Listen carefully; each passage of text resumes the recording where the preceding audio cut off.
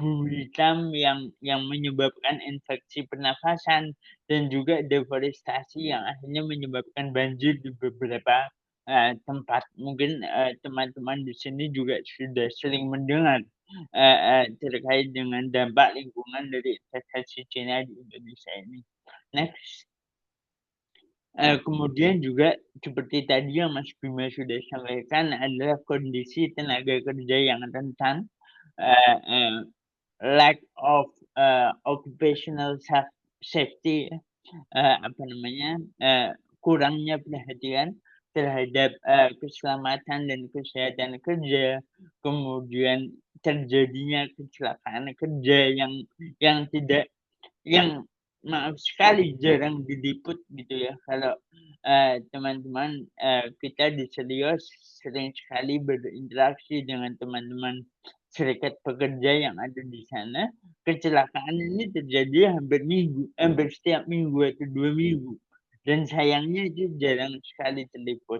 Kemudian aksi aksi protes pekerja yang tidak yang jarang sebenarnya diliput juga begitu, padahal, sering dan yang lebih penting, Selios pernah menerbitkan artikel tentang ini juga bahwa dampak terhadap tenaga kerja ini tidak hanya dialami oleh pekerja lokal, tapi juga pekerja Cina. Memang betul ada perbandingan treatment antara pekerja lokal dengan pekerja asing gitu, tapi pekerja asing juga, merasakan dampak negatif, eee eee eee, di perusahaan-perusahaan Cina yang ada di Indonesia. Kemudian juga kita melihat terutama di proyek PLTA seperti di Kalimantan, di Kayan dan di Batangtoru, Batang Toru juga menyebabkan berbagai macam dampak lingkungan, eee eee, seperti misalnya, akan mengancam habitat orangutan, tapanuli misalnya. Itu yang terjadi. Next, selanjutnya.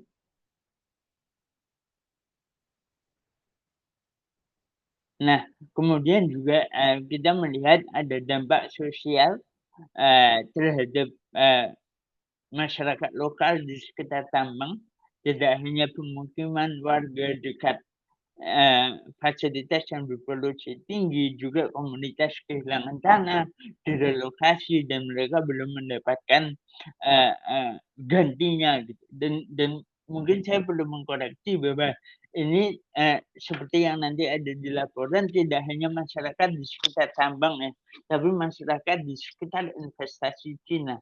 Di mana kita melihat dampak-dampak ini juga misalnya terjadi di, eee eee, pembangunan kereta cepat Jakarta-Bandung misalnya. Dan ini yang terjadi begitu, tidak hanya di sektor, tambang, tapi juga di investasi Cina yang lainnya. Kemudian juga penegakan hukum yang lemah, di mana misalnya KLHK menemukan pelanggaran berulang tanpa adanya saksi yang tegas gitu. Nah, next. Di tengah ini semua kemudian ada, fenomena greenwashing. Bagaimana mereka mencoba untuk menutup-nutupi dampak negatif yang terjadi di investasi Cina dengan mendorong beberapa narasi tertentu. Di sini dalam presentasi ini saya tidak akan menyebutkan satu persatu ya, yang nanti mungkin teman-teman bisa baca di laporan kami begitu, tapi lebih kepada mengelompokkan secara garis besar narasi yang disampaikan apa saja gitu. Yang pertama adalah bagaimana, eee eee, ada dorongan narasi untuk menunjukkan bahwa China adalah mitra investasi hijau untuk mendukung transisi energi bersih. Nanti di laporan teman-teman bisa melihat bagaimana dari duta besar Cina di Indonesia, kemudian, apa namanya, media-media Cina, ini yang lebih ditonjolkan. Oh, bahwa Cina ini melakukan investasi ini untuk mendorong transisi energi bersih di Indonesia, begitu. Dan nanti juga kita melihat bahwa ini tidak hanya digaungkan oleh aktor China, tapi juga aktor-aktor domestik ikut mengeko, narasi-narasi ini. Next. Kemudian juga yang ditonjolkan adalah penghargaan dan inisiatif CSR. Ini sering sekali misalnya IWIP meraih penghargaan, sertifikasi. Kemudian, IMIP sudah, menyelesaikan laporan ESG-nya. Itu sering sekali ini yang ditonjolkan. Dan kalau, sebagai, gambaran juga bahwa sejak, eee Duta Besar Tiongkok, periode sebelumnya, Lu Kang, beliau sangat aktif sekali melalui akun Twitter, dulu ya sekarang X, untuk menyebarkan narasi-narasi ini, melalui akun Twitter dia gitu. Dan di laporan kita meng-highlight, satu persatu tweet, Ambasador Lu Kang yang menunjukkan adanya, narasi greenwashing ini. Next. Kemudian juga ini yang sering, dilakukan narasi yang ketiga adalah menekankan manfaat dan menegasikan dampak negatif dari investasi Cina, tidak hanya dampak lingkungan, soal pekerja misalnya. Ini contohnya, eee eee, yang Lu Kang sampaikan. Dan kalau kita melihat, dorongan untuk penyebaran greenwashing ini oleh aktor-aktor Cina sudah canggih ya. Jadi mereka tidak menggunakan bahasa Inggris atau bahasa Mandarin, tetapi akun seperti Ambasador Lu Kang misalnya menggunakan bahasa Indonesia. Kalau teman-teman tahu misalnya media Xinhua punya akun Twitter dalam bahasa Indonesia, itu tweet-tweet-nya juga rata-rata dalam bahasa Indonesia. Sehingga, pesan-pesan seperti ini bisa resonate atau bisa nyampe gitu ya ke masyarakat, Indonesia.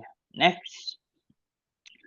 Kemudian tadi promosi perkembangan teknologi hijau Cina ya. Jadi, banyak sekali promosi-promosi untuk menunjukkan bahwa, China is doing great domestically gitu. Sebagai, eee eee, kalau dilihat gitu misalnya Ambassador Yu Yangqi ini, dia adalah ambasador Cina untuk ASEAN. Beliau base-nya di Jakarta juga. Kalau lihat ini Twitter-nya, kalau kita melihat thread selanjutnya, itu untuk menunjukkan bahwa, oh ya China ini udah melakukan ini secara domestik, kemudian di thread selanjutnya dia akan mengatakan bahwa sehingga China ini bisa jadi mitra yang oke nih buat Indonesia dalam, apa namanya, dalam, masalah transisi energi, kemudian menunjukkan bahwa investasi China itu bersih dan semacamnya. Next. Kemudian juga mendorong investasi Cina di Indonesia sebagai hijau dan bersih. Ini yang tadi ya, seperti contoh misalnya ini, dubes Cina yang sekarang, Wang Lutong, dia selalu memuji-muji misalnya Jakarta-Bandung High Speed Railway sebagai, achievement yang luar biasa. Sekali lagi teman-teman, tadi yang saya sampaikan bahwa greenwashing tidak selamanya itu adalah menyebarkan disinformasi. Tapi yang mungkin yang disampaikan ini benar, tapi yang jadi masalah adalah bagaimana sebenarnya ada aspek lain yang tidak diceritakan. Ada dampak-dampak lain yang tidak disampaikan. Itu yang sekiranya menjadi masalah di sini. Next. Nah, kemudian kita tadi adalah narasi secara garis besar apa saja yang didorong begitu. Nah, kalau secara garis besar ada 2 kelompok aktor yang bermain dalam greenwashing di, investasi Cina di Indonesia, yang seperti saya bilang tadi, yang pertama adalah Lu Kang. Lu Kang ini paling aktif menurut saya, eee eee menggunakan yang namanya Twiplomasi ya, atau dulu diplomasi lewat Twitter, mungkin sekarang namanya Xplomasi, saya juga nggak tahu. Karena sekarang udah X gitu ya. Dan, apa namanya, eee, dan Lukang adalah maaf, duta besar pertama Cina yang menggunakan Twitter di Indonesia. Jadi, duta besar sebelumnya tidak menggunakan Twitter, apalagi dalam bahasa Indonesia. Yang kedua adalah Wang Luteng. Kalau Wang Luteng ini adalah duta besar Cina yang baru sekarang masih menggunakan Twitter dan sama, eee eee, dorongan terkait atau narasi terkait greenwashing ini mereka sebarkan menggunakan dia sebarkan menggunakan X. Namun bedanya dengan Lukang adalah sepertinya Lukang ini, eee, asumsi bukan asumsi ya, memang beliau sedikit-sedikit bisa berbahasa Indonesia. Jadi, banyak tweet beliau yang menggunakan bahasa Indonesia, sedangkan duta besar yang baru ini kebanyakan Twitter-nya menggunakan bahasa, Inggris. Next. Kemudian tadi Hu Yangqi ini adalah, duta besar Cina untuk ASEAN. Kita melihat aktivitas beliau juga, sering, terutama menggunakan X, eee eee, di mana untuk menyebarkan, narasi-narasi greenwashing. Kemudian kalau kita bicara media, yang paling aktif adalah Xinhua News. Kena saya melihat Xinhua dengan China Daily atau Global Times, kalau dalam konteks Indonesia, Xinhua paling aktif karena dia juga punya kantor di Indonesia dan punya Twitter dalam bahasa Indonesia. Dan biasanya, mereka menyebarkan informasi-informasi terkait greenwashing ini, melalui, artikel dan juga video. Nanti di artikel, di laporan kita ada video tentang IMIP yang mereka buat dan mereka mewawancara beberapa pekerja Indonesia yang ada di perusahaan tersebut, di mana, pekerja-pekerja tersebut memuji-muji perusahaannya membawa dampak yang positif ke masyarakat dan seterusnya. Nah, jadi Xinhua ini aktif, melalui website mereka tentunya, di mana itu platform mereka intinya, tapi juga aktif menggunakan X. Karena mereka punya Xinhua dalam, bahasa Indonesia dan sifatnya tidak hanya tweet, tapi juga, video. Next. Kemudian ya perusahaan nih tentunya dan di sini saya bisa mengatakan, perusahaan karena mayoritas adalah, investment-nya atau share-nya adalah dari Cina, sehingga kita mengelompokkan ini sebagai aktor asing. Dan kita bisa melihat tidak hanya di website perusahaan, tapi juga dalam laporan-laporan mereka. Jadi mereka punya laporan berkala untuk menunjukkan bahwa mereka sudah, taat ESG, sudah taat, atau responsif dalam konteks, ekonomi, juga lingkungan dan juga, dampak terhadap masyarakat. Baik itu PT IMIP, kemudian PT OSS ini, di website mereka, di laporan mereka, sangat jelas bahwa ada upaya untuk melakukan greenwashing. Next. Nah, kalau kita mungkin, ada yang kelewat ya, kalau aktor asing, selain, perusahaan, sekarang ini juga ada beberapa yang namanya influencer diplomasi ya. Bagaimana, sosial media influencer ini diundang ke Cina, terutama YouTube dan Instagramer, content creator itu diundang ke Cina, mereka diberikan uang, kemudian pulang-pulang mereka menyuarakan hal yang sama, begitu, bahwa, investasi Cina ini bersih dan seterusnya. Kemudian kalau kita bicara aktor domestik, paling nomor satu adalah Pak Luhut, dan kita udah sering banget nulis tentang bagaimana, Pak Luhut, eee, mela me me mendorong narasi-narasi tertentu untuk membela investasi Cina misalnya dan, yang disampaikan Pak Luhut ini memang, eee, ada yang benar, ya walaupun beliau menegasikan dampak lingkungan, tapi juga ada yang salah.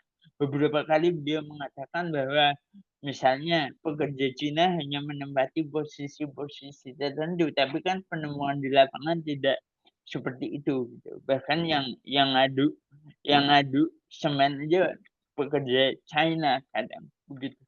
Kemudian yang kedua adalah Pak Jauhari Ratmangun, beliau adalah, Duta Besar Indonesia untuk Tiongkok. Bedanya dengan Pak Luhut aktif dan mengatakan, "Oh ini nggak terjadi, eee, semuanya baik-baik saja, everything is fine," gitu, kata beliau. Tapi kalau Pak Jauhari lebih mengedepankan bagaimana Cina ini makin populer, bagaimana Cina ini adalah mitra terdepan soal energi transisi, soal teknologi-teknologi seperti electric vehicle dan seterusnya, tanpa membahas tadi dampak-dampak lingkungan yang terjadi. Next. Kemudian juga tentunya humas-humas ini, PR-PR perusahaan ini juga berperan aktif ya, dalam menyebarkan, greenwashing di Indonesia. Nah, yang paling penting yang perlu digarisbawahi adalah bagaimana media-media lokal juga berperan. Yang belum kita dapatkan adalah hubungan antara media lokal dengan, perusahaan Cina atau dengan aktor-aktor Cina. Dalam penelitian kita tahun 2023, wawancara kita dengan, salah satu wartawan di Palu waktu itu menemukan memang ada, uang uang bawah meja yang diberikan kepada beberapa wartawan, di sana untuk tidak meliput hal-hal negatif terkait perusahaan. Nah, tapi dalam konteks greenwashing ini kita juga menemukan bagaimana, media-media lokal, terutama di Sulawesi Tengah, yang menunjukkan, eee eee, bahwa IMIP, itu adalah pimpin langkah hijau, dan tidak ada informasi-informasi yang negatif terkait dengan, perusahaan-perusahaan ini, itu juga, mereka berperan sangat-sangat penting. Nah, kemudian juga kita menemukan beberapa akademisi atau peneliti peneliti BRIN misalnya, dalam beberapa, wawancaranya dengan Antara News misalnya atau dengan media lain mengatakan bahwa, eee, selalu mengedepankan dampak positif. Ya, kehadiran industri smelter misalnya telah menghidupkan perekonomian lokal, dan ini yang jarang terungkap ke publik, dia mengatakan gitu. Jadi, secara tidak langsung kalau menurut teori greenwashing ya aktor-aktor ini juga berperan penting gitu dalam menyebarkan greenwashing di Indonesia. Next. Nah, kemudian apa yang seharusnya, eee eee kita lakukan gitu. Tentu saja laporan kita mungkin ada batasnya ya. Kita tidak bisa mengidentifikasi semuanya.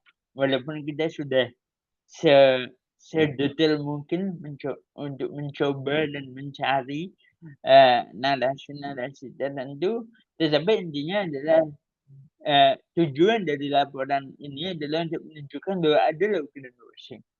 Dan dan dan dengan investasi Cina yang makin kemana-mana dan makin menyebar dan kemungkinannya makin meningkat, bisa jadi, eee eee, aktivitas greenwashing ini akan terus berlanjut dalam waktu beberapa tahun ke depan. Sehingga apa yang kita perlu lakukan yang pertama tentunya adalah meningkatkan akuntabilitas dan transparansi, terutama untuk, perusahaan-perusahaan Cina yang ada di Indonesia.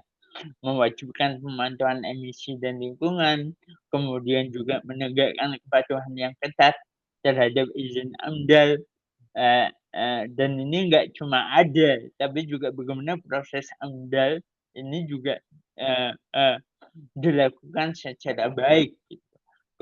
Kemudian juga kita harus melarang perusahaan-perusahaan ini untuk punya ESG rating sendiri. Jadi banyak perusahaan seperti IMIP gitu atau ASF mereka punya, ESG rating-nya sendiri. Jadi mereka laporkan sendiri. Nah ini tidak akuntabel itu karena seharusnya ada standar untuk menilai bahwa perusahaan tertentu, sudah mengikuti ESG atau belum. Juga kita perlu meminta pertanggungjawaban lembaga pembiayaan Cina, terutama Bank of China ya, yang mana mereka terus berkontribusi dalam aktivitas investasi-investasi Cina di Indonesia. Dan ini juga harus menjadi warning untuk mereka untuk lebih berhati-hati dalam menyalurkan dananya. Next.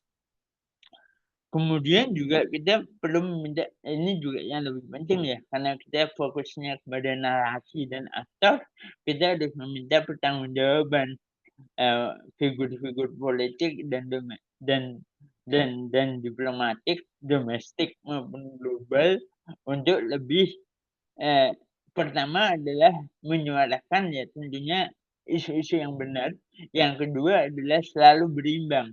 Jangan hanya yang disampaikan yang positif-positifnya saja, tanpa mengimbangi dengan resiko-resiko yang ada atau dampak-dampak yang ada gitu. Jadi memastikan bahwa pernyataan publik mereka itu berdasarkan data dan juga tidak eee, menya tidak, menegasikan dampak-dampak negatif yang lain gitu. Dan kita juga perlu mereformasi praktik korporasi dan media yang mempertahankan greenwashing, dan juga apa namanya, eee, kita perlu melakukan, eee, memperkuat perlindungan kelembagaan dan komunitas terhadap greenwashing dan sebagainya. Next. Eee, iya, kemudian, ini juga yang selalu kita dorong adalah karena kita melihat, dalam investasi Cina ini ada beberapa aktor domestik terutama yang sepertinya selalu getol untuk mendukung, walaupun, eee eee, keterkaitan mereka ini belum jelas. Sehingga menurut saya penting untuk kita mewajibkan pengungkapan secara transparan hubungan finansial dan politik dengan investor Cina untuk mengidentifikasi, potensi konflik kepentingan yang akhirnya memunculkan narasi greenwashing ini. Kemudian mekanisme pengawasan parlemen terhadap pernyataan dukungan bagi proyek Cina dan seterusnya. Kemudian juga, mempromosikan pesan yang seimbang tadi ya, dengan mengakui bahwa adanya, resiko lingkungan dan sosial, gitu. Next. Nah, kemudian juga perusahaan. Kalau kita bicara perusahaan, menurut saya yang paling penting adalah kita perlu mewajibkan perusahaan-perusahaan ini untuk melakukan pemenuhan standar ESG yang terverifikasi secara hukum, mewajibkan publikasi laporan keberlanjutan yang diaudit secara independen. Mereka ada laporan, tapi tampaknya kalau dibaca itu adalah laporan yang tidak melalui audit. Dan juga mensyaratkan penerapan pengendalian dampak lingkungan yang lebih ketat, melibatkan komunitas dan konservasi keanekaragaman hayati dan seterusnya. Kemudian juga penting juga untuk mengungkapkan afiliasi media-media lokal, dengan investasi Cina. Jadi, mungkin teman-teman di sini juga udah paham ya bagaimana selama beberapa tahun belakangan ini banyak sekali wartawan-wartawan dari berbagai macam media di Indonesia yang diundang ke Cina. Kemudian mereka ikut training, dikasih per diem dan seterusnya. Kemudian pulang-pulang mereka menuliskan hal-hal positif gitu terkait Cina. Sebenarnya nggak masalah, cuma perlu mengidentifikasi, perlu adanya pengungkapan bahwa ini artikel saya tulis, karena setelah pulang dari workshop A dari Cina. Sehingga publik juga tahu bahwa, oh ini, artikelnya ditulis berkaitan dengan acara itu atau karena, atau setelah dari visit ke Cina mengikuti workshop dan seterusnya. Kemudian juga perlu adanya dorongan untuk, selalu, memberikan support ya untuk jurnalisme investigatif untuk mengkaji praktek-praktek greenwashing, kerusakan lingkungan dan juga dampak terhadap masyarakat. Sehingga narasi yang menyebar ini, apa namanya, eee eee seimbang, begitu. Kemudian juga mendorong kampanye literasi media agar masyarakat mampu membedakan upaya, mana yang benar-benar green dan narasi mana yang sebenarnya tidak benar. Next. Dan kita juga perlu memperkuat perlindungan kelembagaan dan komunitas, membuat satgas-satgas penyelesaian isu lingkungan atau yang kita sebut sebagai grievances mechanism. Jadi masyarakat yang terdampak lingkungan mereka bisa tahu kemana mereka harus melaporkan.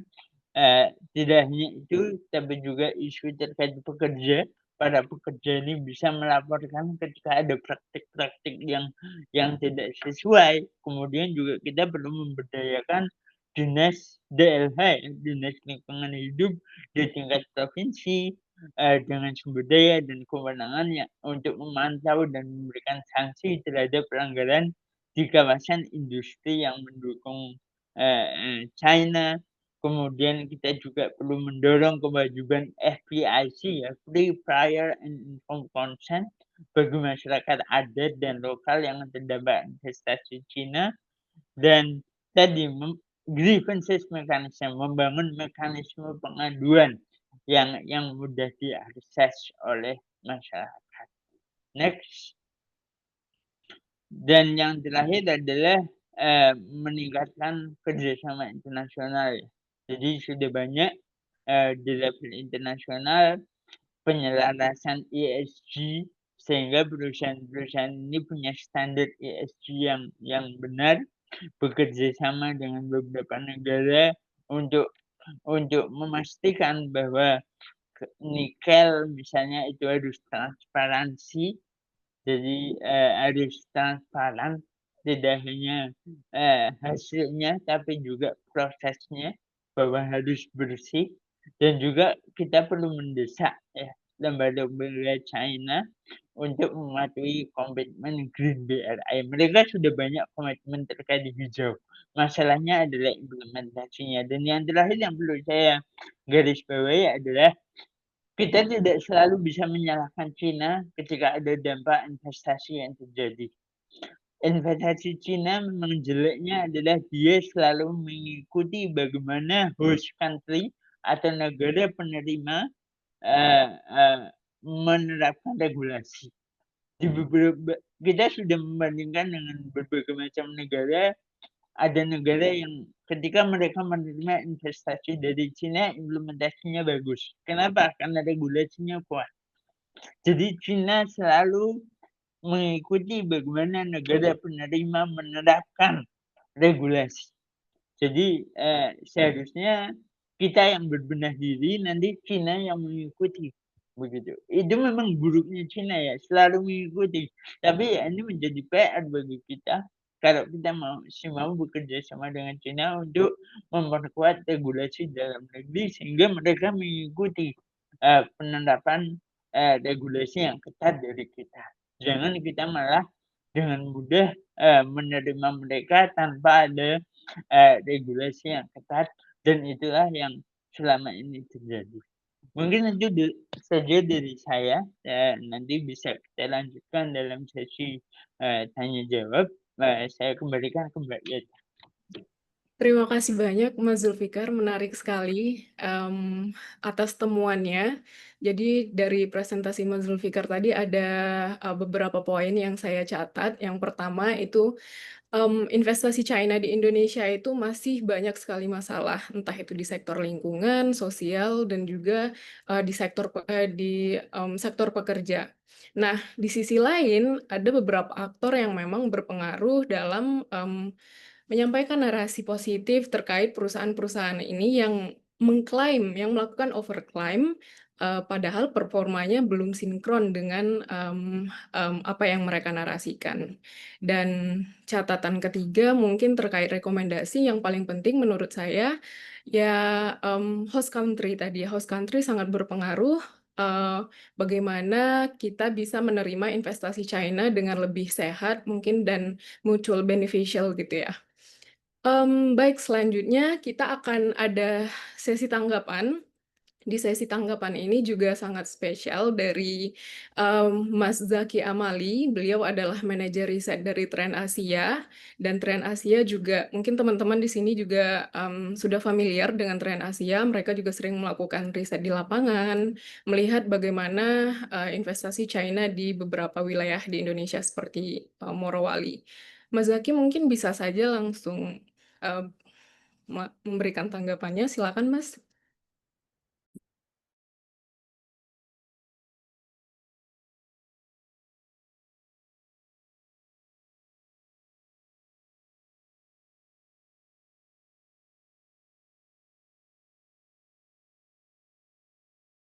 Eh,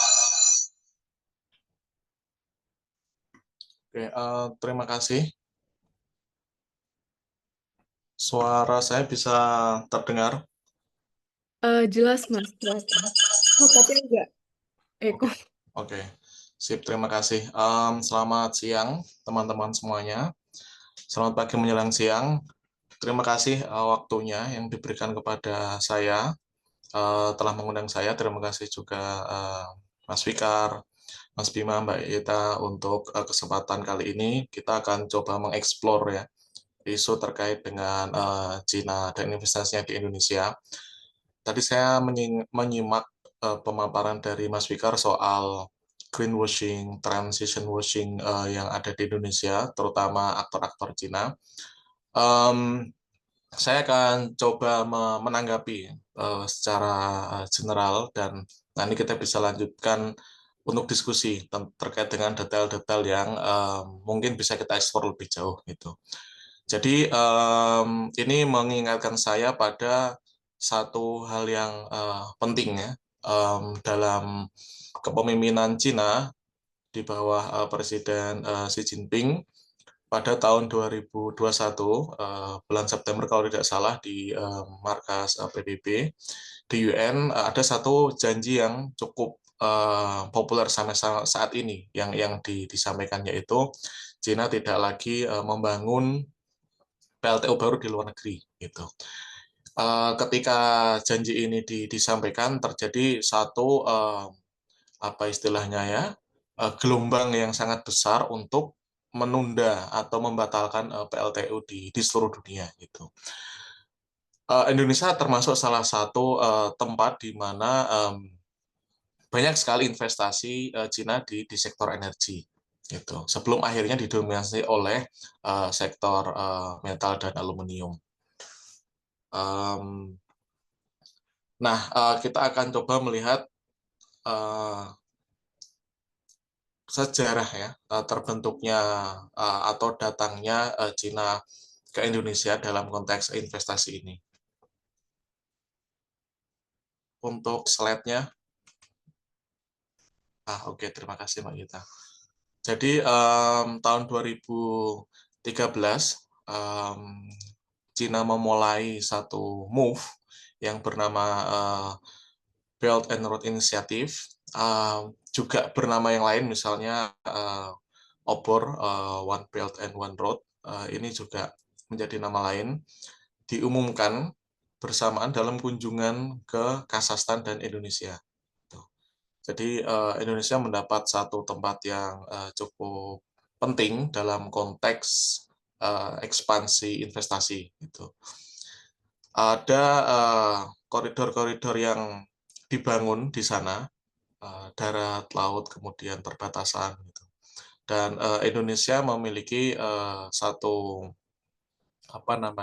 ruang, yaitu melalui rute laut.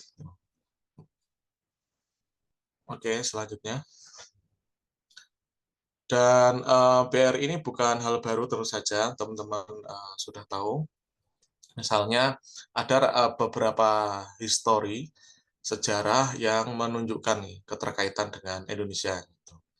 Dalam konteks konsepnya BRI sendiri, ini terinspirasi dengan keberadaan jalur sutra kuno pada abad 2 sebelum Masehi hingga abad ke-16. Kemudian Cina saat dikuasai Partai Komunis Cina, PKC, memberikan bantuan-bantuan kepada negara-negara Global South, seperti negara-negara di Afrika. Dan dalam konteks historis Indonesia sendiri, ada jalur Sutrakuna juga yang hadir lewat muhibah atau diplomasi atau ekspedisi oleh Laksamana Cheng Ho pada era dinasti Ming pada abad ke-15. Dan sampai sekarang jejak-jejaknya masih banyak sekali di Pantura, dan beberapa kali terekam memang di naskah-naskah sejarah dan oleh para cendekiawan Indonesia mengungkap perjalanan sejarah Cheng Ho di Indonesia, dan ini menjadi salah satu nilai histori yang kemudian menjadi kaitan yang erat dengan adanya BRI ini. Oke, selanjutnya.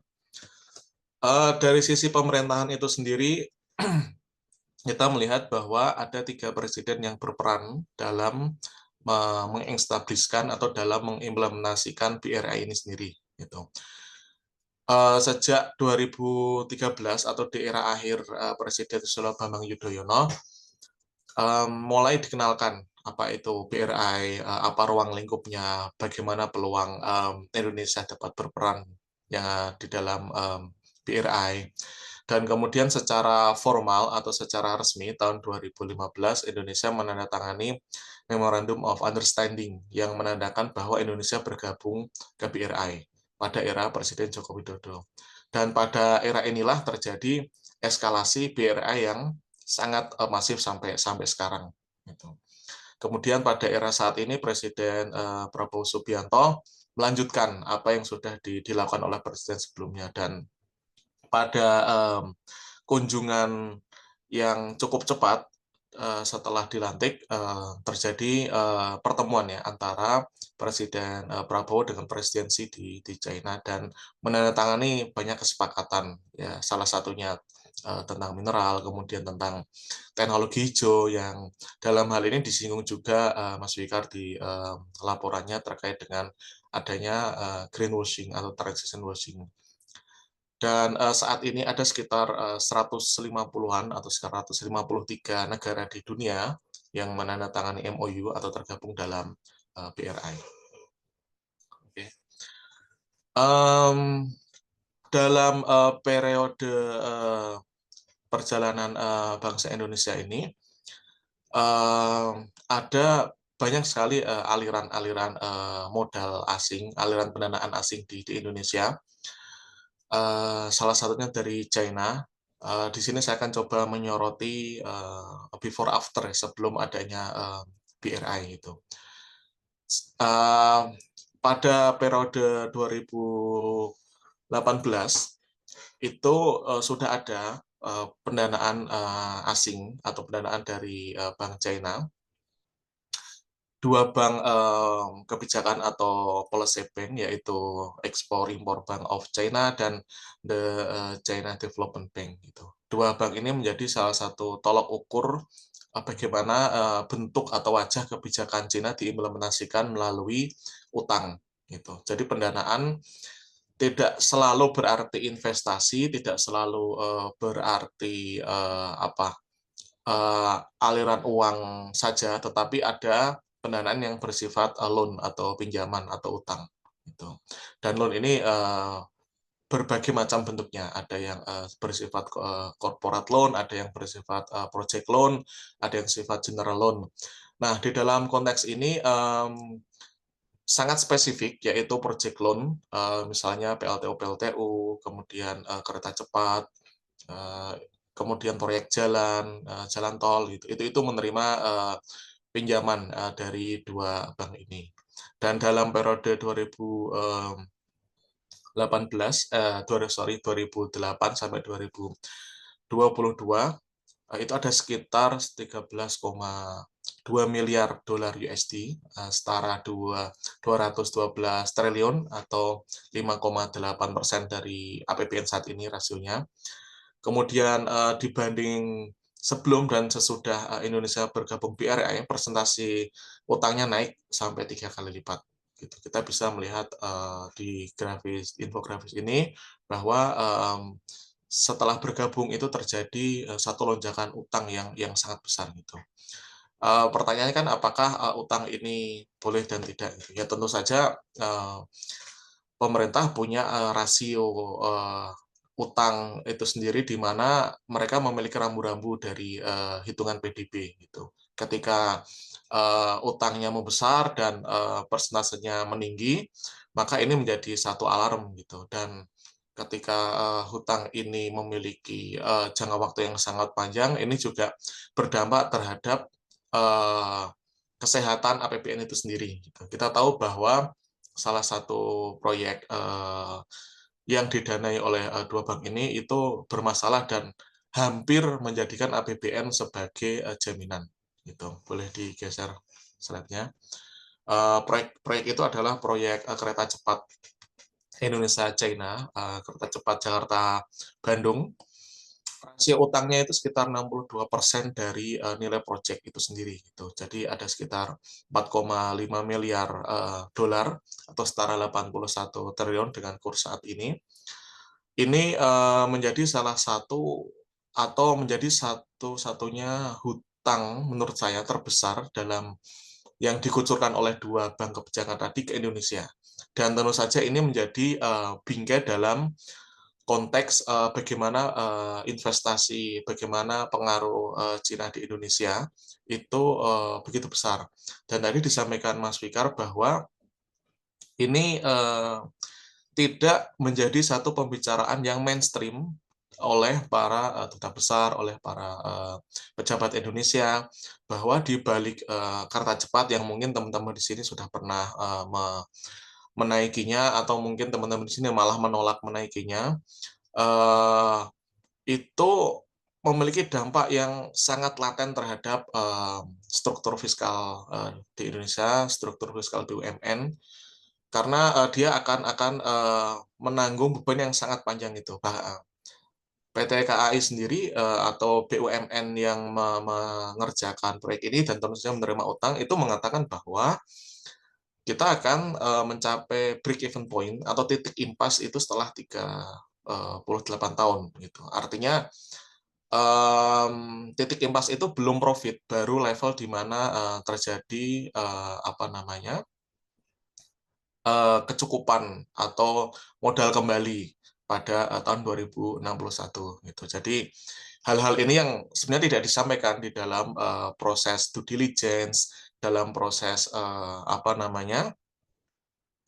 investasi gitu. Yang terjadi kan proyek dikebut sangat cepat, terjadi banyak sekali masalah, misalnya tanah retak, kemudian dampak kepada perumahan-perumahan yang ada di sana, dan paling terasa memang adalah dampak hutang. Memang hutang ini bukan sesuatu yang bisa terasa secara langsung kepada masyarakat, tetapi dengan adanya hutang, kemampuan pemerintah untuk mengeluarkan anggaran untuk pelayanan publik yang seharusnya bisa maksimal, misalnya kesehatan, pendidikan, layanan sosial, itu tergerus karena uang-uang ini akan digunakan untuk membayar hutang yang jumlahnya sangat fantastis.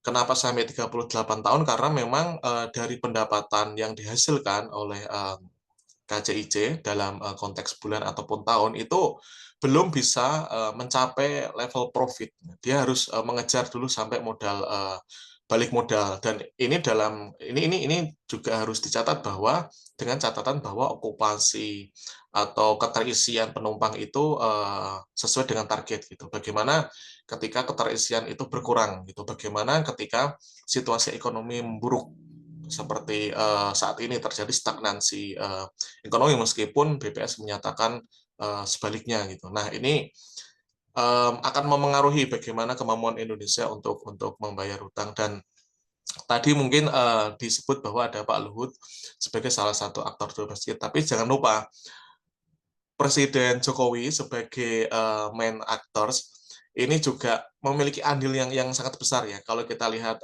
slide yang sebelumnya itu, ada hutang yang sangat besar muncul pada era pemerintahan Jokowi dalam konteks kebijakan BRI. Oke, selanjutnya. Ya, secara garis besar memang tadi disinggung Mas Bang soal investasi Cina di Indonesia, itu sangat besar sekali. dalam 10 tahun terakhir setidaknya kalau kita melihat data-data ini misalnya hal yang cukup menjadi perhatian adalah misalnya China dan Hong Kong. Kenapa Hong Kong? Karena memang beberapa investasi di Indonesia itu perusahaan-perusahaan Cina menggunakan Hong Kong sebagai salah satu proksi, dan memang Hong Kong menjadi salah satu tempat di mana investasi Cina itu listing gitu. Nah, itu cukup besar di Indonesia dan sempat menempati posisi kedua di Indonesia sebagai foreign direct investment. Dan yang menjadi menarik adalah ketika investasi dari negara-negara lain itu menurun, justru investasi dari Cina itu naik gitu. Nah, naiknya di mana? Itu kita melihat bahwa ada kenaikan sampai 10 kali lipat dalam periode 2010 sampai 2020. Dan kemudian konsentrasi sektornya itu berada industri logam. Dalam hal ini adalah smelter tambang PLTU yang ada di dalam kawasan industri atau PLTU captive kita sebut. Dan juga ada listrik, gas, air. Listrik iya, PLTU baru berdiri dan akan berdiri dan masih di handle oleh perusahaan Cina.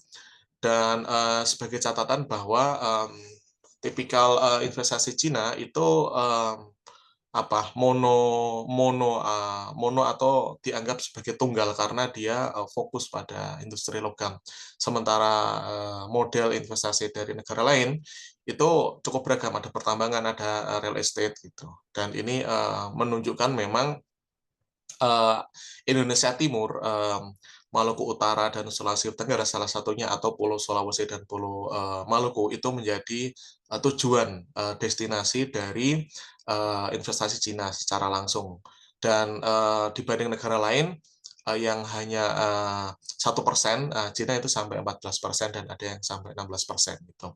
Sulawesi Tenggara misalnya kita tahu ada kawasan Morowali Industrial Park, kemudian di Maluku kita tahu ada Indonesia Wedaba Industrial Park. Dua kawasan industri ini didevelop oleh investasi Cina, Tsingshan.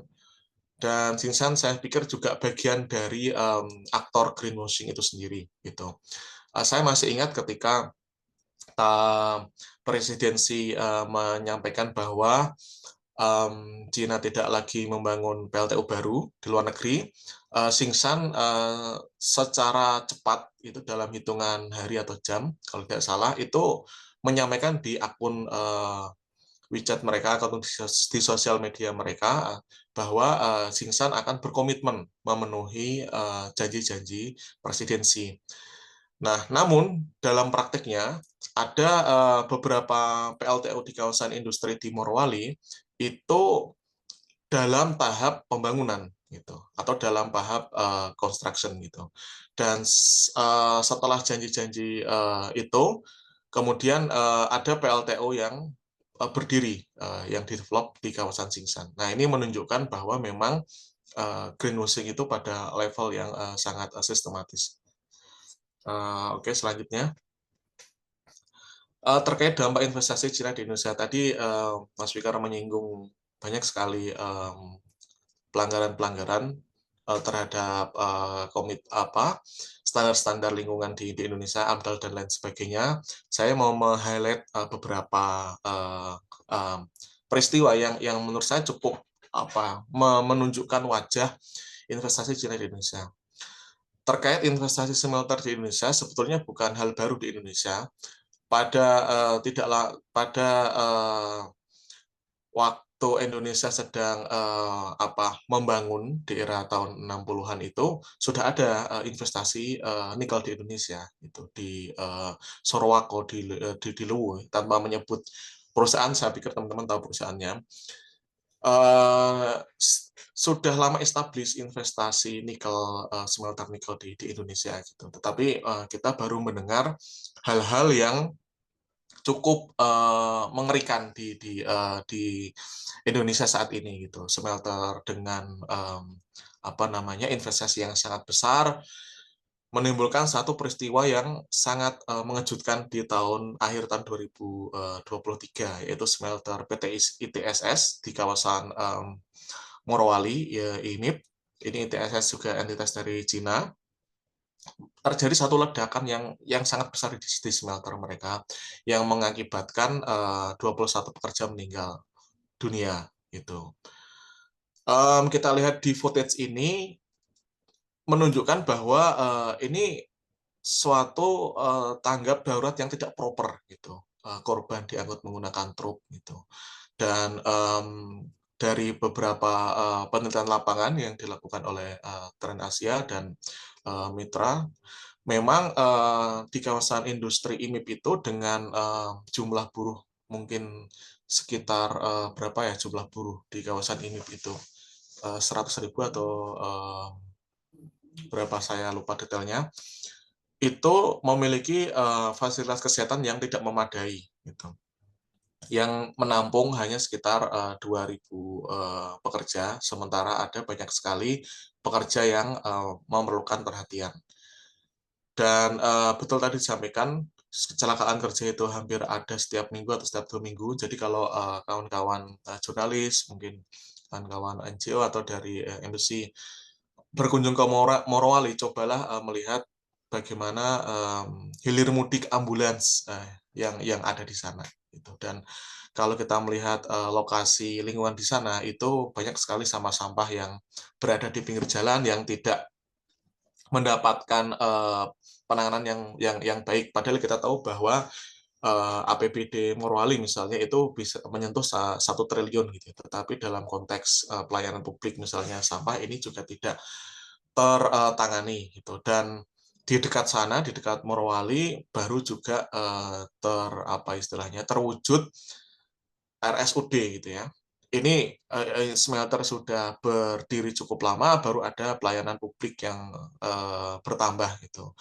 Nah, ini menunjukkan wajah sesungguhnya menurut saya investasi Cina di Indonesia dengan segala centang perenangnya, dengan segala permasalahannya, mengakibatkan pekerja meninggal yang sangat besar sekali. Dan kita lihat pemerintah Indonesia tidak serius menanggapinya gitu. Jadi setelah peristiwa ini kami mengajukan permohonan informasi sebetulnya kepada Kementerian Perindustrian ya untuk meminta audit terhadap kecelakaan ini gitu. Tetapi tidak diberikan dengan alasan informasi yang dikecualikan gitu. Dan dia hanya memberikan kepada aparat penegak hukum.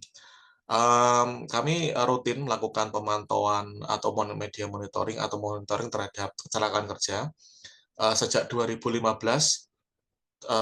tentu saja yang terekam di media sampai 2024, setidaknya terdapat 160 kecelakaan atau kejadian dengan 115 pekerja meninggal dan 260 pekerja terluka. Ini tidak hanya pekerja Indonesia, pekerja Cina juga iya gitu. Bahkan di dalam masa pandemi COVID, mohon maaf, itu juga ada beberapa kasus bunuh diri yang dilakukan oleh pekerja Cina di Indonesia. Ini terjadi karena pembatasan yang sangat ketat, tidak bisa pulang dan lain sebagainya. Dan masalah ketenagakerjaan itu tidak hanya dialami oleh pekerja Indonesia, pekerja Cina juga mengalami hal-hal yang sama gitu.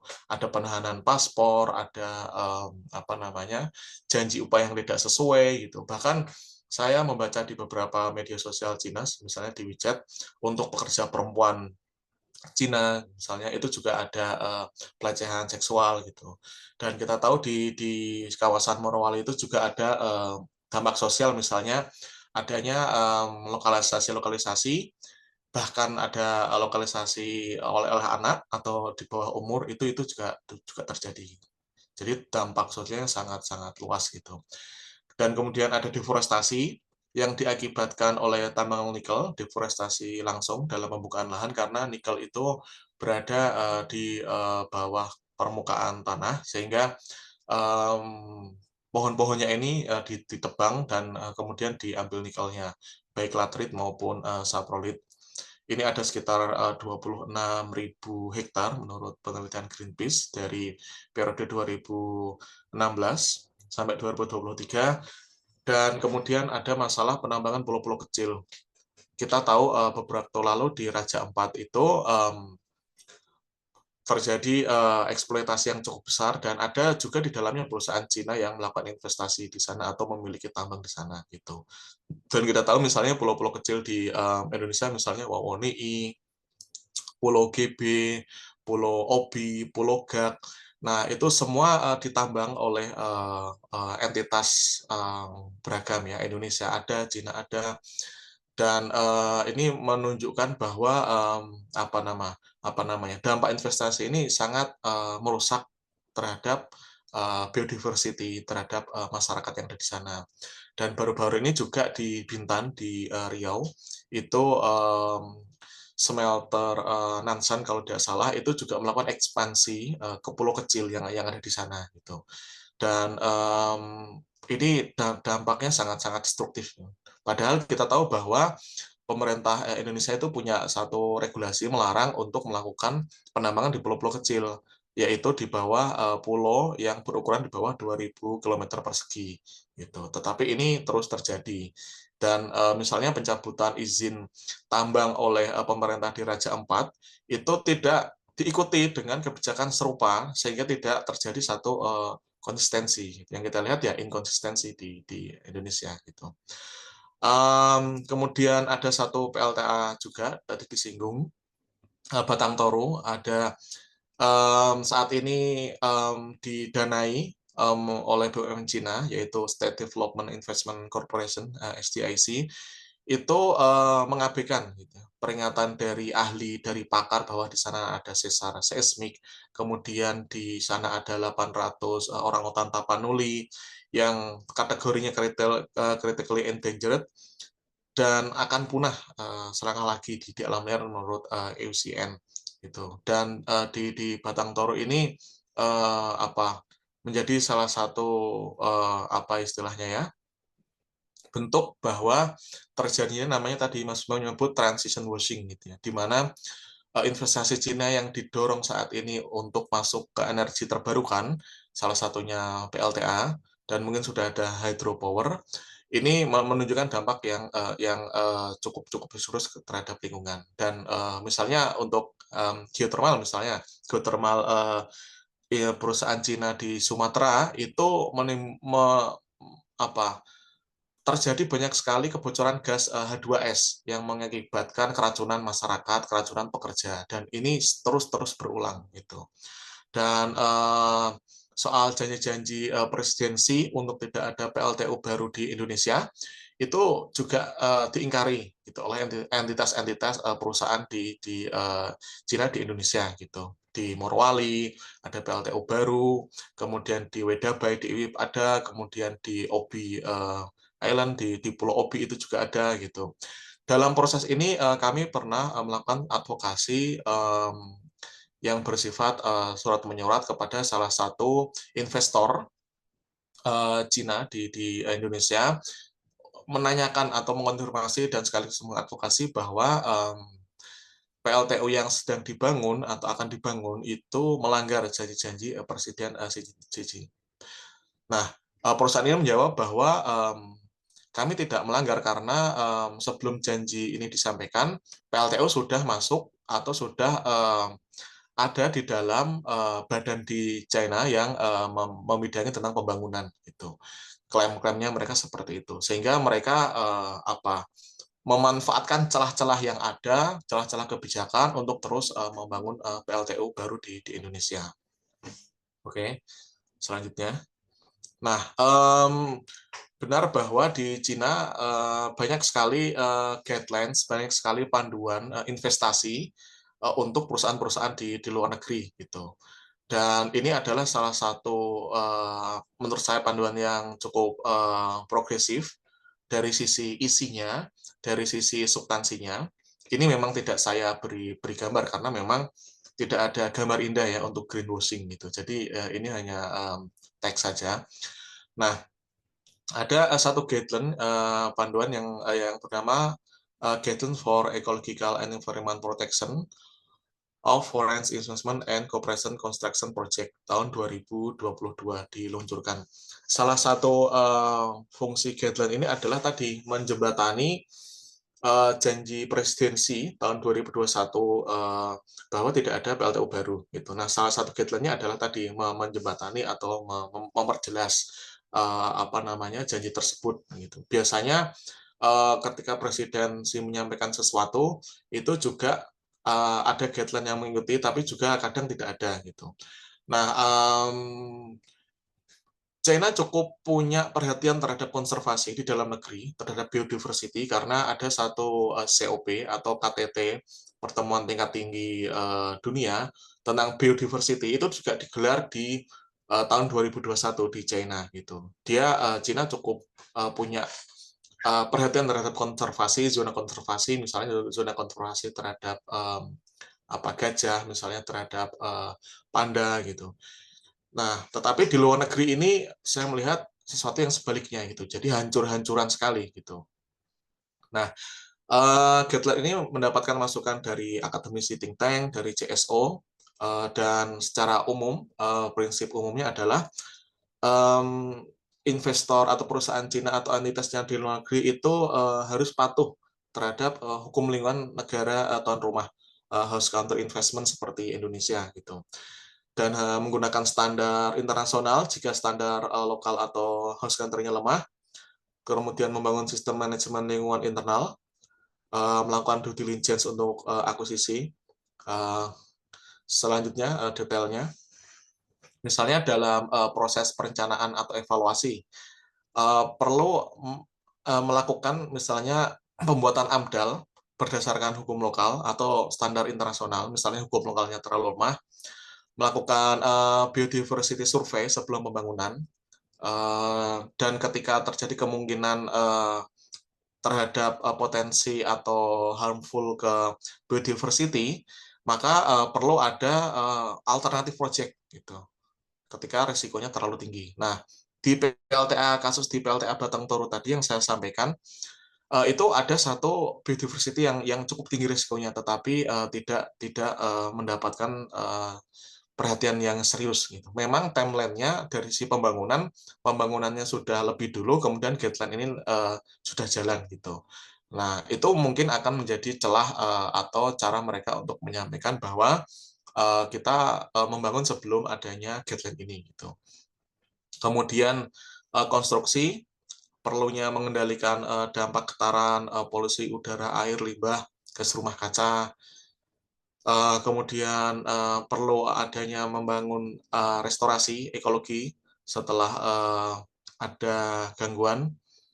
Kemudian operasional ada upaya untuk menjalankan sistem monitoring polusi, manajemen risiko lingkungan, kemudian menyediakan peringatan dini dan rencana darurat lingkungan, kemudian melaporkan kepatuhan lingkungan secara reguler, berkomunikasi aktif dengan komunitas terdampak, LSM, dan publik, dan sampai level di mana ketika proyek itu dinonaktifkan, itu perlu mempertimbangkan praktek terbaik internasional dan hukum lokal gitu. Misalnya seandainya terjadi penutupan smelter misalnya kan baru-baru ini kan ada beberapa smelter yang mengalami kendala operasional seperti GNI, Gunbuster, dan Huadi di keduanya di Sulawesi dan keduanya juga Cina. Ini bagaimana langkah-langkahnya? Mereka harus memiliki rencana untuk menghadapinya gitu. Dan misalnya terjadi satu kecelakaan kerja misalnya, itu harus ada SOP-nya gitu. Nah, ini sesuatu yang indah-indah gitu ya, janji-janji hijau kan indah gitu, tapi kenyataannya kan sebaliknya gitu. Oke, slide selanjutnya atau terakhir. Nah, kita melihat bahwa host country Indonesia sebagai negara tuan rumah investasi memiliki komitmen lingkungan yang sangat rendah dan buruk sekali. Aturan Omnibus Law atau UU Cipta Kerja itu dianggap sebagai UU yang anti lingkungan, gitu. Mempermudah kerusakan lingkungan dengan cara memudahkan atau melonggarkan standar-standar lingkungan, gitu. Misalnya AMDAL, kemudian sanksi-sanksi yang awalnya pidana, yang awalnya menjerat menjadi sanksi administratif, gitu. Nah, ini menjadi satu pertanyaan yang serius gitu. Sebetulnya pemerintah Indonesia itu mau tidak untuk peduli terhadap lingkungan, dan ternyata tidak.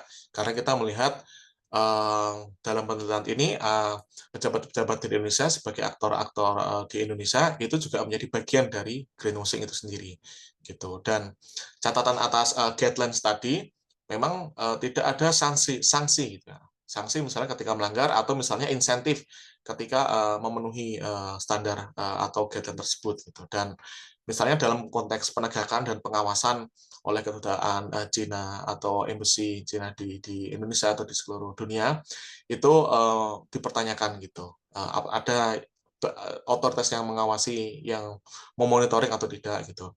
Dan kemudian untuk ESG sendiri memang tidak banyak perusahaan yang menyampaikan.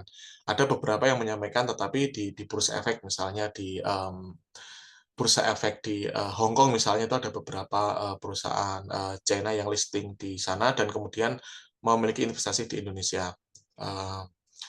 Kemudian keterlibatan masyarakat lemah gitu. Jadi hanya simbolik, misalnya konsultasi hanya kepada tokoh-tokoh masyarakat, kepada SM gitu misalnya. Dan ini guideline ini dan guideline sebelumnya, panduan-panduan sebelumnya untuk investasi Cina di luar negeri memang bersifat non legally binding gitu, atau voluntary atau sukarela, sehingga tidak mengikat gitu. Maka disinilah seharusnya idealnya memang harus dibikin mandatory, harus dibikin legally binding gitu, supaya apa?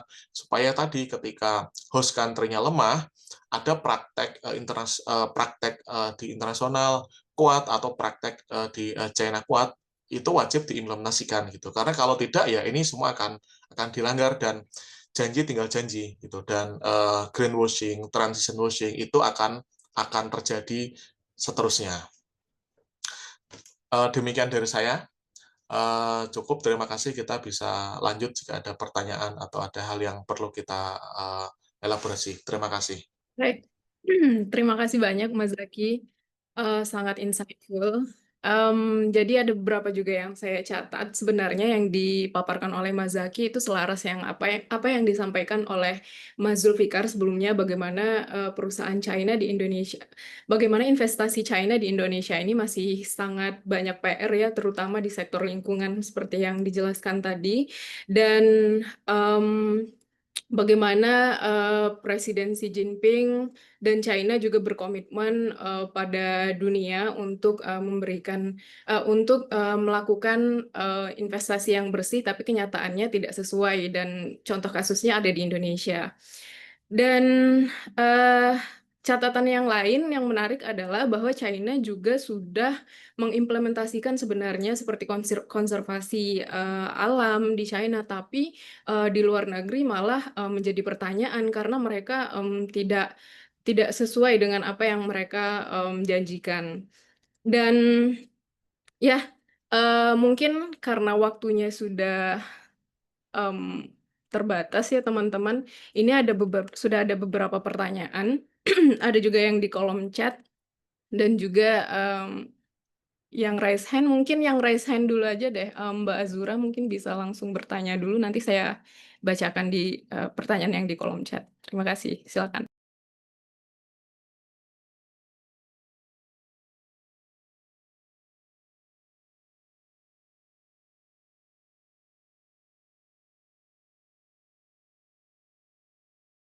Mbak Azura mungkin dari Bloomberg Technos, bisa silakan bertanya Mbak. Dia belum bisa unmute. Oh, oke. Ya sudah, mungkin setelah ini bisa dibantu dulu sama adminnya.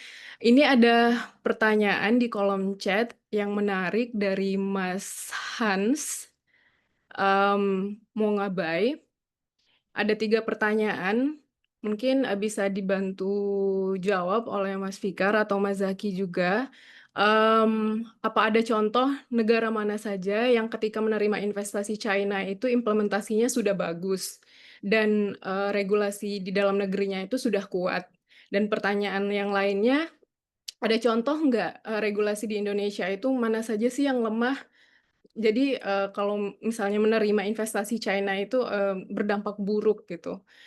Dan pertanyaan yang terakhir dari Mas Hans, itu apa sih yang unik dari isu greenwashing di Indonesia ini? Karena, sebenarnya greenwashing ini sudah marak terjadi dan, di beberapa negara, tapi apa yang membedakan, isu yang di negara lain sama yang di Indonesia? Mungkin bisa dijawab dulu Mas Fikar.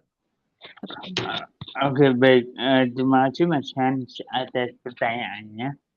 Mungkin saya mau menjawab pertanyaan yang pertama ya, karena, jadi sedikit konteks sebelum saya melakukan banyak penelitian terkait Cina di Indonesia, saya banyak, melakukan penelitian lebih kepada investasi Cina di Timur Tengah, terutama di negara-negara Teluk dan, di sana, mungkin juga karena konteks negaranya ya, sebenarnya mereka adalah negara yang kaya akan minyak dan Cina juga secara tidak langsung bergantung kepada mereka.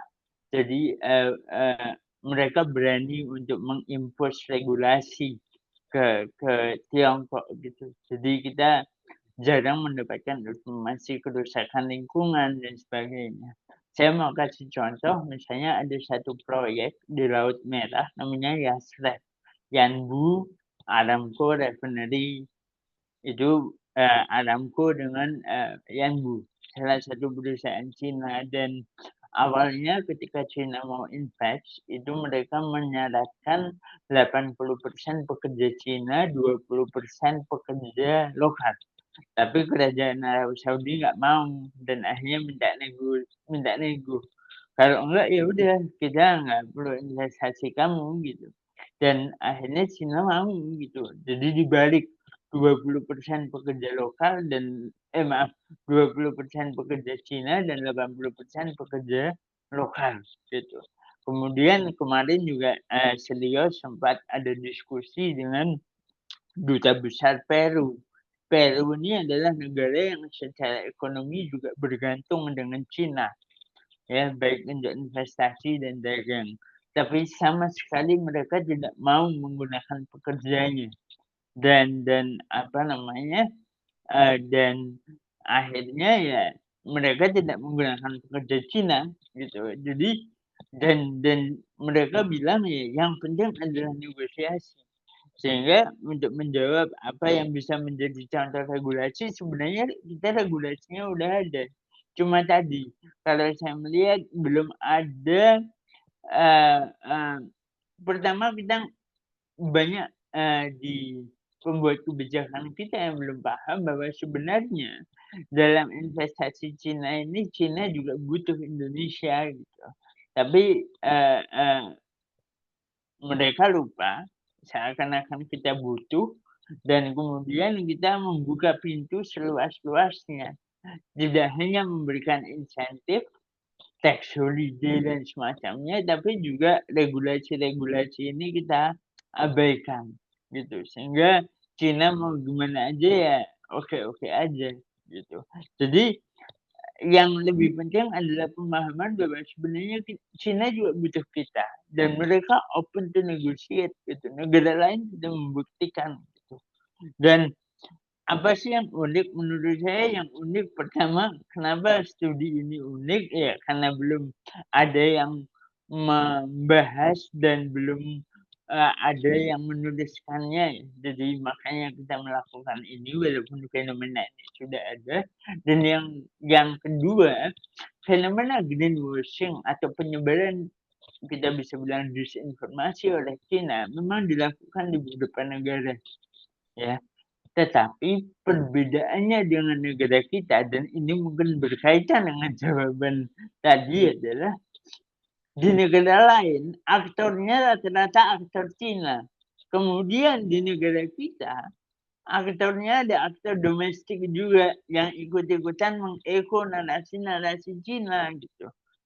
Ya ini yang menyebabkan kita akhirnya, agak unik nih. Jadi kalau di negara lain, aktor-aktor foreign doang gitu yang berperan gitu. Tapi di negara kita, orang kitanya juga ikut-ikutan. Jadi ini yang menurut saya jadi PR gitu. Yang membedakan kasus greenwashing, Cina di Indonesia dengan mungkin di negara lain. Mungkin itu Mbak Ida. Oke, terima kasih banyak Mas Zulfikar. Semoga menjawab ya Mas Hans. Mas Zaki, apa ada yang mau ditambahkan atau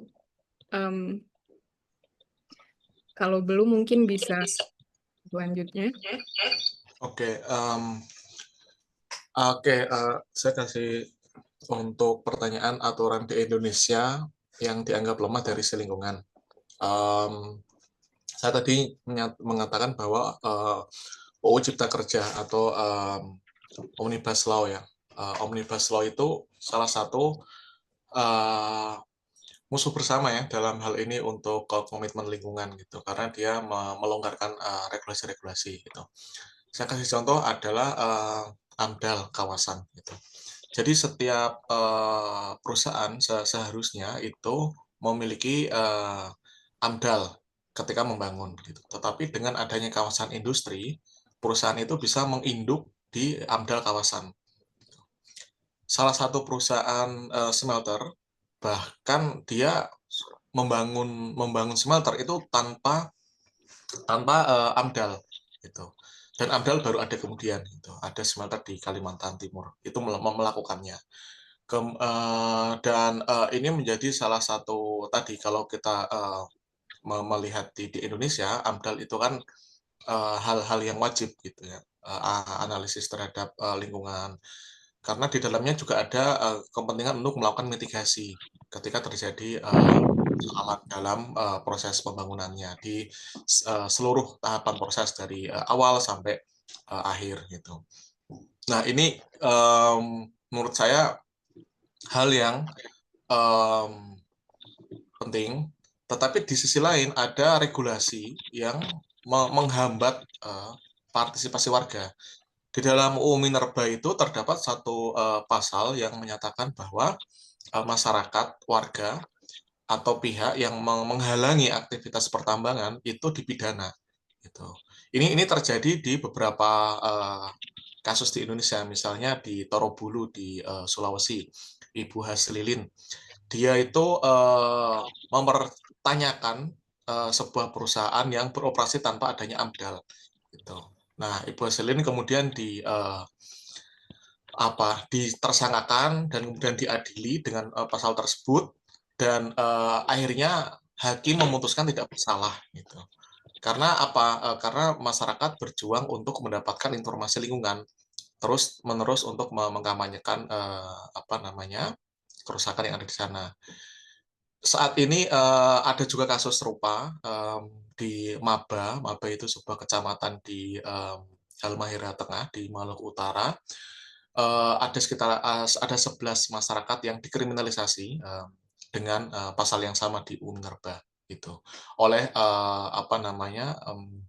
kepolisian di IUP-nya milik PT Position. PT Position ini adalah anak dari Harum Energi, dan Harum Energi ini bekerja sama dengan Jinsan di Wedabai. Jadi regulasi ini tidak hanya soal regulasi lingkungan, tetapi regulasi pertambangan itu juga menghambat banyak partisipasi masyarakat untuk terlibat dalam mendapatkan keadilan lingkungan.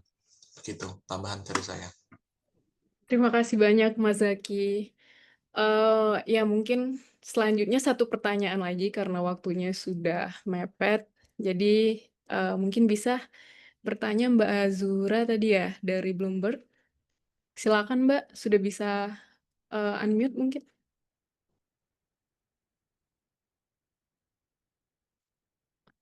Halo Mbak, belum bisa. Oke, masih belum bisa ya.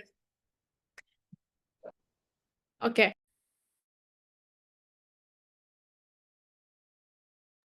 Halo, halo. Ya, oke. Baik, terima kasih sebelumnya Mas Mbak. maaf. Iya nggak apa-apa. Azura dari Bloomberg Technos. Mungkin izin untuk keduanya tadi. Yang pertama terkait ini kan tadi disebutkan ya ada beberapa KL yang sebenarnya beririsan langsung gitu ya dengan maraknya praktik greenwashing gitu ya Mas. Tadi kan ada saya lupa yang Kemenperin, BPKM, terus ada Kemnaker juga dan lain sebagainya. Nah, ini dari Celios maupun Trade Asia melihatnya apakah memang pengawasan dari pemerintah ini cukup rendah atau kurang gitu ya Mas. Karena kan mungkin perusahaan-perusahaan China ini juga mungkin kalau dari sisi media kami juga sulit gitu untuk reach out mereka pun kalaupun ada gitu tampil di publik kayak kemarin sempat dipanggil di DPR ternyata mereka hanya bisa bahasa Tiongkok dan akhirnya nggak bisa memaparkan apa-apa gitu. Nah, yang pertama itu dari sisi pengawasan ini seperti apa sih? Ini baik dari mungkin praktik greenwashing maupun ya tadi kan ada beberapa implikasi yang disampaikan gitu ya dampak-dampaknya baik di lingkungan, ketenaga kerjaan dan lain-lain. Terus mungkin ini agak sedikit nyebrang sedikit dari topik utama tapi masih terkait dengan investasi Cina di Indonesia. Kan lagi marak sekali smelter nikel yang mungkin tutup, terus ada PHK dan lain sebagainya. Tapi di sisi lain investasi dari China ini terus naik gitu kan. Bahkan di smelter nikel juga kemarin Q2 ini masih yang terbesar gitu. Nah, kalau dari Celio sendiri melihatnya ini gimana ya gitu? Apakah pemerintah memang harus mulai siapkan moratorium smelter gini utamanya smelter-smelter dari Cina atau seperti apa gitu.